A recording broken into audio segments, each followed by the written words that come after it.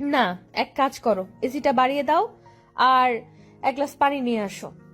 Okay ma'am. Simi চলে যাওয়ার পর আমি চেঞ্জ করে ল্যাপটপ নিয়ে বসলাম। সারা দিন গেমস খেলে সময় পার করে দিলাম। রাতে বাবা আসলেন আমার ঘরে। মামনি, what are you doing now? Nothing বাবা, আসো। আমার মাথায় হাত রেখে বাবা বললেন, কি করলে সারাদিন? গান আর ল্যাপটপ। ডিনার করবে, এসো। আর তোমার জন্য একটা গিফট আছে, তাড়াতাড়ি এসো। আসছি। আমি নিচে যাই, তখন বাবা আমাকে একটা বড় প্যাকেট দিলেন আর একটা চাবি দিলেন। এগুলো কি বাবা? প্যাকেট তোমার জন্য, লেটেস্ট মডেলের ড্রেস আর নতুন গাড়ির চাবি এটা। সত্যি? গাড়ি কোথায় বাবা? গার্ডেনে। আমি দেখে আসছি। পিছু পিছু সিমি আর বাবাও এলেন। আমি গাড়ি চালাচ্ছিলাম আর হাসছিলাম। তা দেখে বাবা কেঁদে দিলেন। চোখের পানি মুছে তিনি আমাকে নেমে আসতে বললেন। আমি আসার পর দুইজন একসাথে ডিনার করলাম আর যে যার মতো শুয়ে পড়লাম। পরের দিন সকালে আমি নতুন গাড়ি নিয়ে ভার্সিটিতে যাই। গাড়ি থেকে নামার সাথে সাথে পাশে থাকা কাদা দিয়ে একটা ছেলে আমার ড্রেস নষ্ট করে দেয়। ছেলেটা বাইক নিয়ে ঢুকছিল ভার্সিটিতে। আমি রেগে আগুন হয়ে যাই আর ছেলেটার কলার ধরে বলি, how dare you to spoil my dress.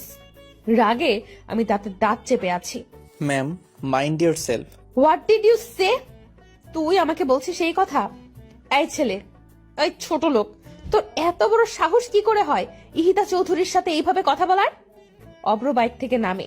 সাথে ছিল অব্রর ফ্রেন্ড, সেও নামে। আর আমার এমন আচরণ দেখে সবাই ক্যাম্পাসে জড়ো হয়। এই যে মিস, কথা সাবধানে বলুন।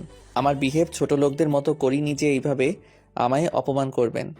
তুই কি ইউনিভার্সিটির স্টুডেন্ট? আগে তো তোকে দেখিনি। আর এই কারণে তুই জানিস না যে আমি কে আর তোর কি হাল করতে পারি। আমার জানার প্রয়োজন নেই। আমি আপনার মতো ফ্যাশন শো করতে আসিনি ক্যাম্পাসে। নিজের দিকে তাকিয়ে দেখুন কি বাজে লাগছে। আবার আপনি অসবের মতো চেঁচাচ্ছেন। তোকে আজ আমি মেরেই ফেলবো।